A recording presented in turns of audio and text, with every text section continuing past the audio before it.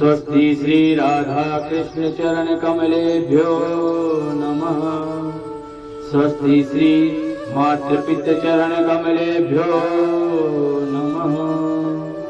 लंबोदरं परम सुंदरमेकदंतं रक्तांबरं त्रिनयनं परमं पवित्रम् ओजद्दिवाकर करो ज्वलकायकान्तं विघ्नेश्वरं सकलविघ्नहरं नमामि। गवां हि तीर्थे वसति है गंगा पुष्टिस्तथा तद्रजसी प्रबद्धा। लक्ष्मी करी से प्रणतौ च धर्म तासां प्रणामं सततं च कुर्यात्। नारायणं नमस्कृत्य नरं चैव नरोत्तमं देवीं सरस्वतीं व्यासं ततो जयमुदीरये। गुरुर्ब्रह्मा गुरुर्विष्णु गुरुर्देवो महेश्वरः गुरु साक्षात् परब्रह्म तस्मै श्री गुरुवे नमः। ध्यानमूलं गुरुमूर्ति पूजामूलं गुरुपदं मंत्रमूलं गुरुवाक्यं मोक्षमूलं गुरुकृपा। अखण्डमण्डलाकारं व्याप्तं येन चराचरं तत्पदं दर्शितं येन तस्मै श्री गुरुवे नमः। माता रामो मत्पिता रामचन्द्रः स्वामी रामो मत्सखा रामचन्द्रः सर्वेश्वं मे रामचन्द्रो दयालु नान्यं जाने नैव जाने न जाने।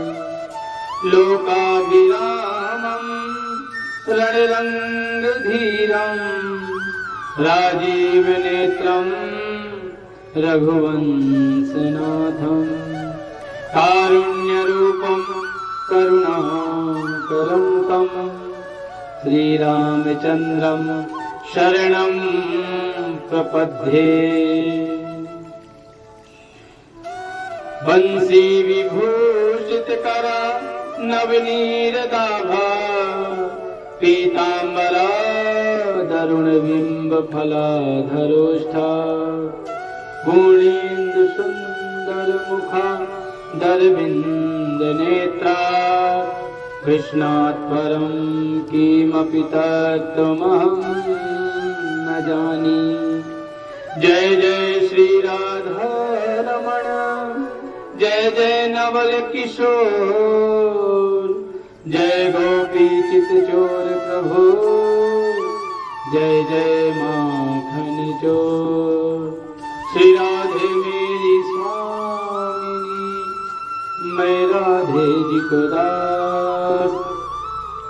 जन्म जन्म मोहि दीजियो अपने चरणन में वास। शिव समान दाता नहीं विपत्ति निवारणिहार। लज्जा सबकी राखियो तुम नंदी पेशवार। आइए हनुमंत विराजिए मैं कथा कहूँ मति अनुसार। प्रेम सहित गादी धरो विराजो पवन कुमार। बुद्धिहीन तनु जानिके सुमिरो पवन कुमार।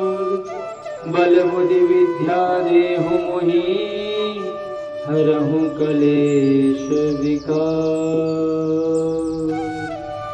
परम परात्पर अकारण करुणावुर्णालय भक्तवांछा कल्पतरु तरिंदित विनिंदित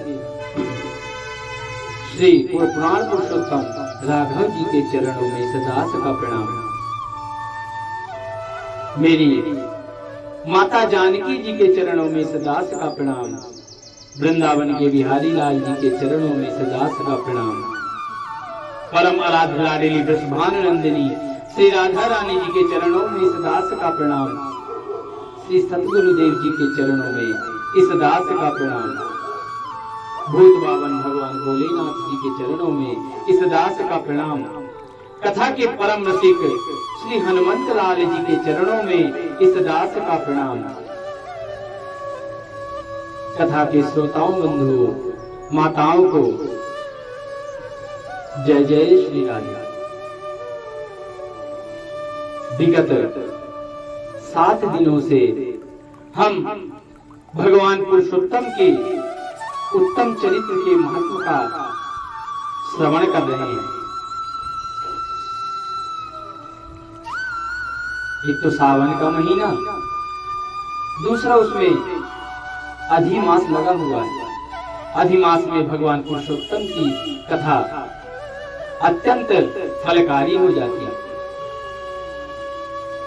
7 दिनों तक हमने आपको भगवान के उत्तम चरित्र का वर्णन सुनाया। आज 8वां दिन है। आज हम आपको 8वें दिन की अर्थात अष्टम अध्याय की कथा श्रवण कराएंगे। कल हमने आपको श्रवण कराया कि जब भगवान श्री हरि विष्णु अधिमास को भगवान श्री कृष्ण के पास लेकर गए तो भगवान ने उनपे बड़ी अनुकंपा की, बड़ी कृपा की और उन्हें अपना नाम प्रदान किया।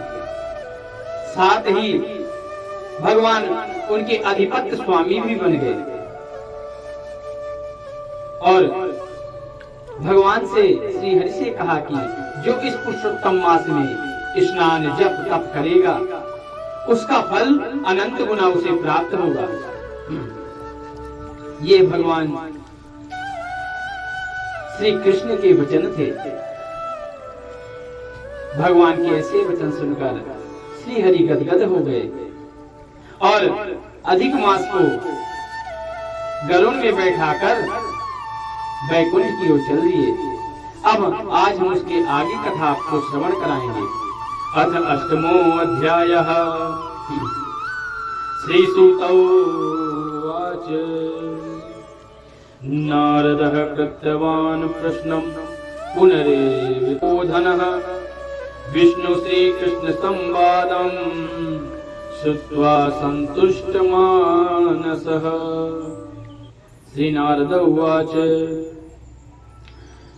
वैकुण्ठं गतवतीं रुक्मिणीशे किं जातं तदनुवद प्रभो मे वृतान्तं हरिसुत कृष्णयोश्च सर्वेषां हितकर मादिपुंसो इति संप्रष्ट संधष्टो भगवान् बदरीपतिः उवाच पुनरेवामुं जगदानन्दं बृहत्तद। श्री नारद उवाच अतिशि रुक्मिणीनाथो वैकुण्ठं तद्वानगमुदा तत्र गत्वाधिमासं तां वासयामास नारदः। तत्रस्य वसति प्राय मोदमानो भवेत्तदा मासानामाधिको भूत्वा रमते विष्णुना सह। 12 मासेषु मलमासं वरं प्रभु विधाय मनसा तुष्टो बभूव प्रकृति। सूत जी कहते हैं कि हे तपोधन, भगवान श्री हरि विष्णु और भगवान श्री कृष्ण के संवाद को सुनकर संतुष्ट मन से नारद नारायण मुनि से पुनः प्रश्न करने लगे। नारद जी बोले कि हे प्रभु, जब विष्णु भगवान वैकुंठ से चले तो उसके आगे क्या हुआ, वह भी मुझसे सविस्तार आप कहिए।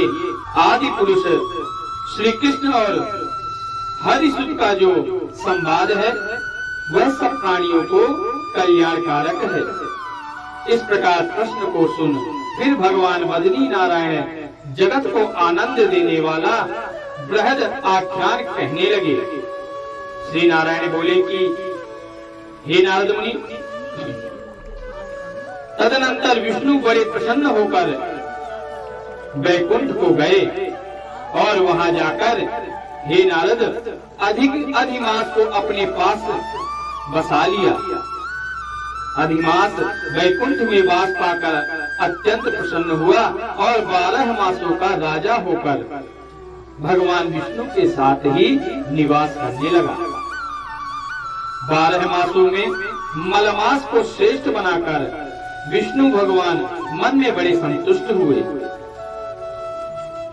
हे मुनि, तदनंतर भक्तों के ऊपर कृपा करने वाले भगवान युधिष्ठिर और द्रौपदी की ओर देखते हुए कृपा करके अर्जुन से यह कह बोले।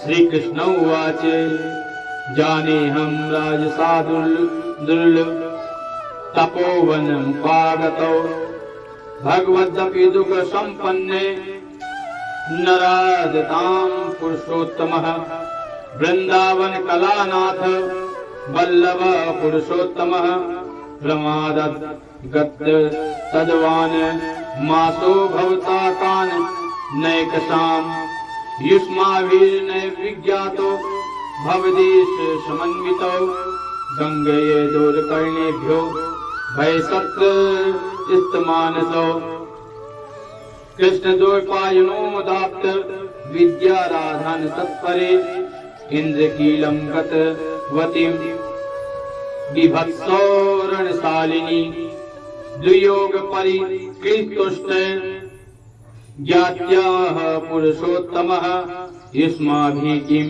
प्राकृतव्य मृष्ट बलव्यताम् अदृष्टं यदृष्टं पुंसां तदृष्टं भासते सदा अवश्यमेवं भोक्तव्य दृष्टजनितं फलम् सुखम दुखम भयम क्षेमम दृष्टात् प्रयप्तये जनौ तस्मात् निष्ठैश्च भगवद्वेद स्त्रियताम सदा।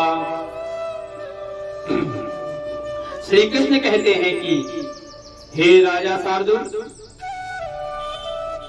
हमको मालूम होता है कि तपोवन में आकर आप लोगों ने दुखित होने के कारण पुरुषोत्तम मास का आदर नहीं किया।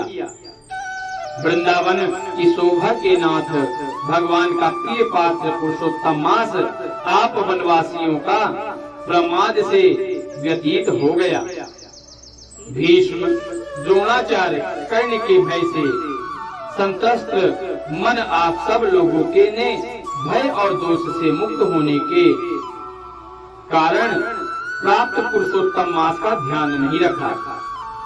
कृष्ण द्वैपायन व्यास देव से प्राप्त विद्या के आराधना में तत्पर रणवीर अर्जुन ने इंद्रकील पर्वत पर चले जाने पर उसके वियोग से दुखित आप लोग हे पुरुषोत्तम मास को नहीं जाना।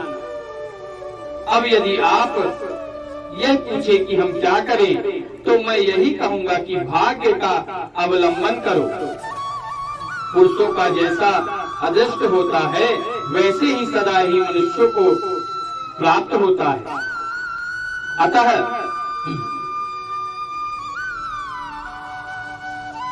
उसे भोगना पड़ता है। सुख दुख भय कुशलता आदि भाग्य अनुसार ही सब प्राप्त होता है। अतः अदृष्ट का विश्वास रखने वाले आप लोगों को अदृष्ट ही पर निर्भर रहना चाहिए। आप इसके बाद सब दुखों को का दूसरा कारण और बड़ा आश्चर्यजनक इतिहास के सहित कहते हैं। हे महाराज, हमारे मुख से कहा हुआ सब ध्यान से सुनो।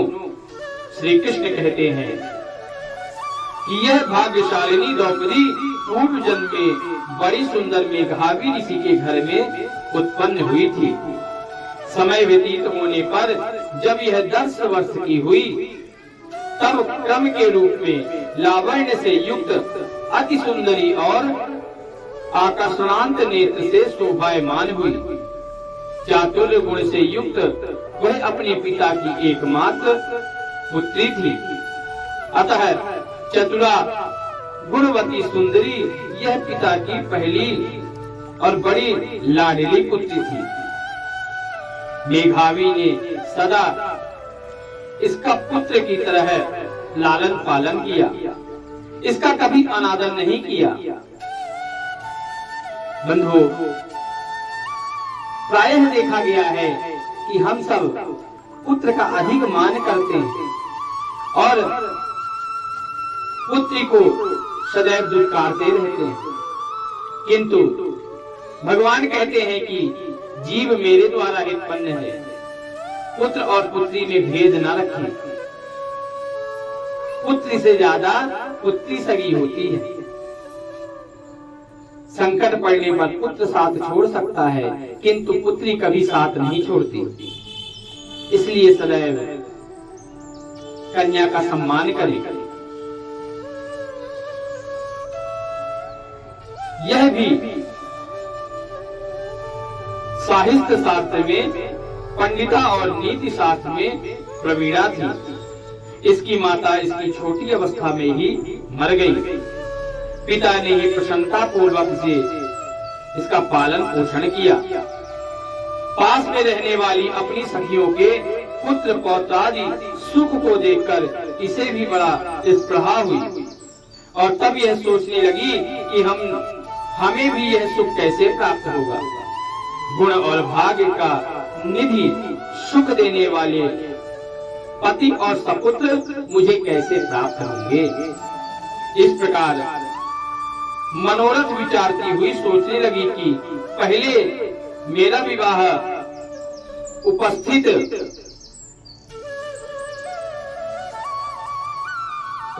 था, परंतु भाग्य ने उसे बिगाड़ दिया।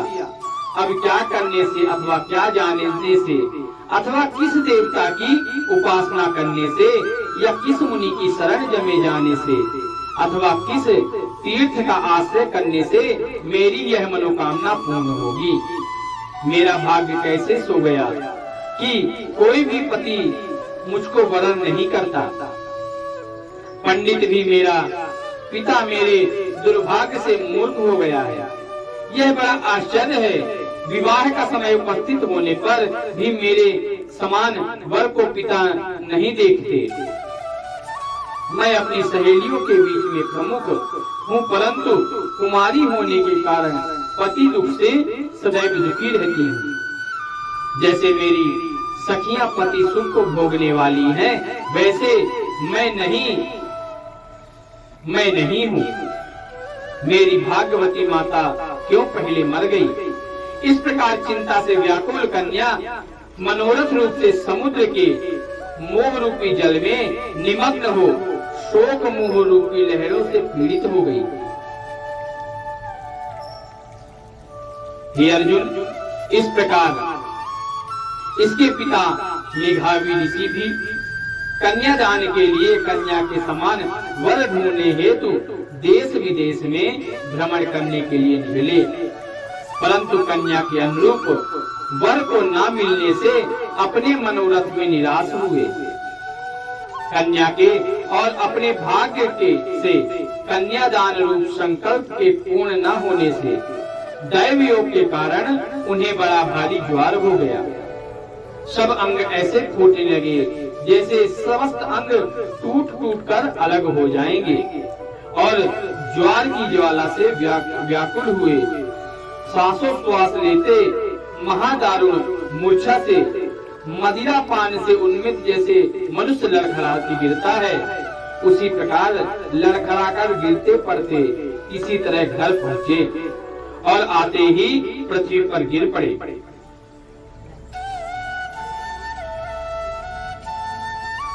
यावत् श्रुता समायाता पितरं भय विल्वः तन्मनु मूर्छितुं संजातो भूसुरस्मात् मनुस्मरन् भवीरनाथ बलेनैव सहसा जाति वे पथु कन्यादान संगोत्य महोत्सव विवर्जितः अथ प्राचीन ग्राह्यस्थ कृत्य धर्मे परिश्रमात् संसार वासनां कृत्वा हरे चिन्ते माधरत सस्मराम श्री हरिं तुष्णं मेघाभि पुरुषोत्तमं इति वरदलं श्यामं त्रिभंग ललिताकृतिम।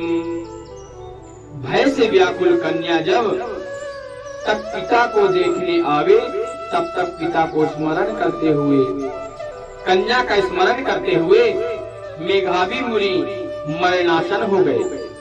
भाग्य के फलस्वरूप बल के एकाएक कांपने लगे और कन्यादान प्रसंग से उठा हुआ जो महोत्सव था वह जाता रहा। हे अर्जुन, तदनंतर पहले किए हुए गृहस्थाश्रम धर्म के परिश्रम के प्रभाव से संसार वासना को त्याग कर भगवान में चित्त को लगाए भय उस मुमूर्ष मेघावी ऋषि ने शीघ्र ही नील कमल के समान श्याम तिवली से सुंदर आकृति वाले श्री पुरुषोत्तम हरि का स्मरण किया कि हे रास के स्वामी, हे राधा रमण, हे प्रचंड भुजदंड से दूर से ही देवताओं के शत्रु दैत्य को मारने वाले, हे अति उग्र दावानल को पान करने वाले, हे कुमारी गोपियों के उतारे हुए वस्त्र को हरण करने वाले, हे कृष्ण, हे गोविंद, हे हरे, हे मुरारे, हे राधेश, हे दामोदर, हे दीनानाथ, मुझ संसार में निमग्न की रक्षा कीजिए। इंद्रियों के ईश्वर से आपको मैं प्रणाम करता हूँ। इस प्रकार मेघावी के वचनों को दूर से ही सुनकर श्री भगवान ने दूत चटपट मुकुंद लोक से आते हुए और उस मरे हुए मुनि के हाथ से पकड़कर ईश्वर के चरण कमलों में ले गए। इस प्रकार अपने पिता के प्राणों को निकलते देख वह कन्या हाहाकार करके रोने लगी और पिता के शरीर को अपने गोद में रखकर अति दुख से विलाप करने लगी। चील पक्षी की तरह बहुत देर तक विलाप करके अत्यंत दुखित हुई, विलय हुई और पिता को जीवित की तरह समझकर बोली। बालो वाच हा हा पिता कृपा सिंधु आत्मजानंददायक कश्यांगे माम निधायाध्य गतोसी वैष्णवं पुरम पितृहीनं च मातात को वा संभविष्यति भ्राता नैवान्धविष्यना मे माता तपस्विनी भोजनाच्छादने चिंता को मे तात करिष्यामि कथं तिष्ठेऽहं शून्यं वेदध्ययननिवर्जिते आश्रमेते मुनिश्रेष्ठ अरण्याम् इव निर्जने अतः परं मरिष्यामि जीवनं किं प्रयोजनम् असम्पाद्यो विवाहे विधिद्रोह द्रुहितवत्सल कं गतोऽसि पितस्तात् इह गच्छ तपोनिधि वाणी वद सुधा कल्पां कथं तुष्णीमवस्थितः उत्तिष्ठोत्तिष्ठिते तातं चिरं सुप्तोऽस्ति सम्प्रताम् इदुक्तासु मुखी बाला विललाप मुहुर्मुहुः मुक्तकण्ठा रुदोर्दाता पुररीव सुदुःखितः तत्सुतारोदनं सुत्वं विप्रास्वादनवासिनः अतीव करुणं को वा रोदित्यास्मि तुपोवने मेघारिषे सुता शब्द सने निश्चित तव तापसः सा संभ्रमा समायुक्त मुहुर्हाहाकार समन्वितः। कन्या ने कहा कि हे पिताजी, हे कृपा सिंधु, अपनी कन्या को सुख देने वाले, हे तात, मुझे आज किसके पास छोड़कर आप वैकुंठ सिधार रहे हैं? हे तात, पितृहीन मेरी रक्षा कौन करेगा? आज न तो कोई मेरे भाई है, न बंधु है, माता आदि कोई भी नहीं है जो मेरे भोजन वस्त्र की चिंता करे। अर्थात अब मेरे वस्त्र और भोजन की चिंता कौन करेगा? कैसे मैं रहूंगी शून्य वेद ध्वनि रहित निर्जन वन की तरह आपके घर में? हे मुनिश्रेष्ठ, अब मैं मर जाऊंगी, ऐसे जीने में क्या रखा है? हे कन्या, कन्या ने प्रेम रखने वाले पिता, हे तात, विवाह विधि बिना किए ही आप कहाँ चले गए? हे तपोनिधे, अब यहाँ आइए और अमृत के समान मधुर भाषण कीजिए। आप क्यों चुप हो गए? हे तात, बहुत देर से आप सोए हुए हैं, आप जागिए। ऐसा कहकर आंसू बहाती हुई घड़ी घड़ी कन्या विलाप करने लगी और पिता के मरने से दुखित हुई आर्ता चील पक्षी की तरह मुक्त कंठ से रोने लगी। उस कन्या का रोदन सुनकर उस वन में रहने वाले ब्राह्मण आपस में कहने लगे कि इस तपोवन में अत्यंत करुण शब्द से कौन रो रहा है? ऐसा कहकर सब तपस्वी चुप होकर यह मेघावी ऋषि की कन्या है का शब्द है ऐसा निश्चित कर घबराए हुए हाहाकार करते हुए मेघावी मुनि के घर पर दौड़ पड़े। वहां आकर सबने कन्या को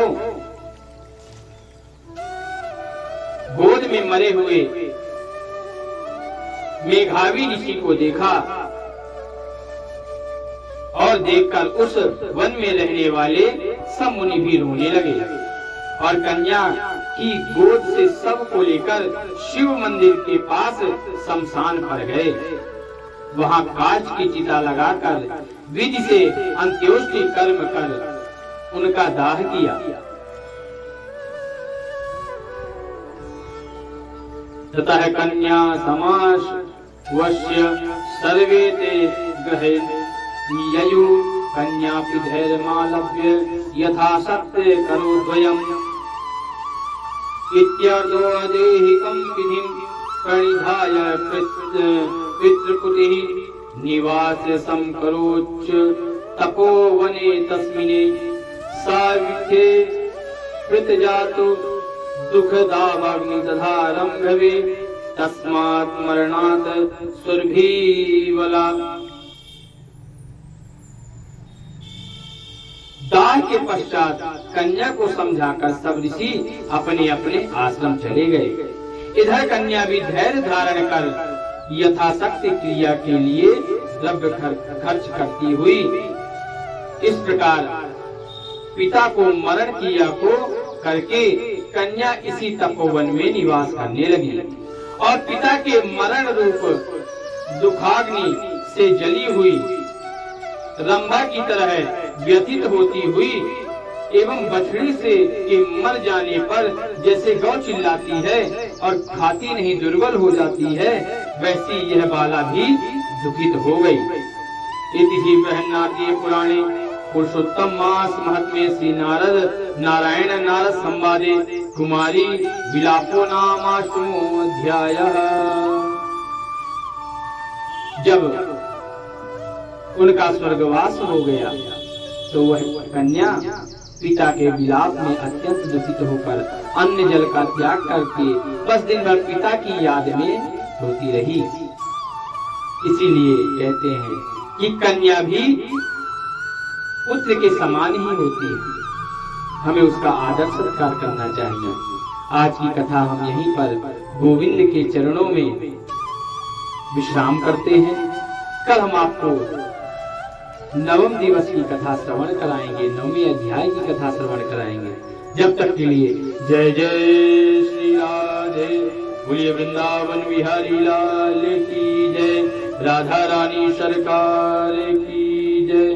शंकर भगवान की जय, हनुमंत लाल की जय। जय जय श्री राधे, जय जय श्री राधे, जय जय श्री राधे श्याम। नमः पार्वती पतये, हर हर महादेव शंभो।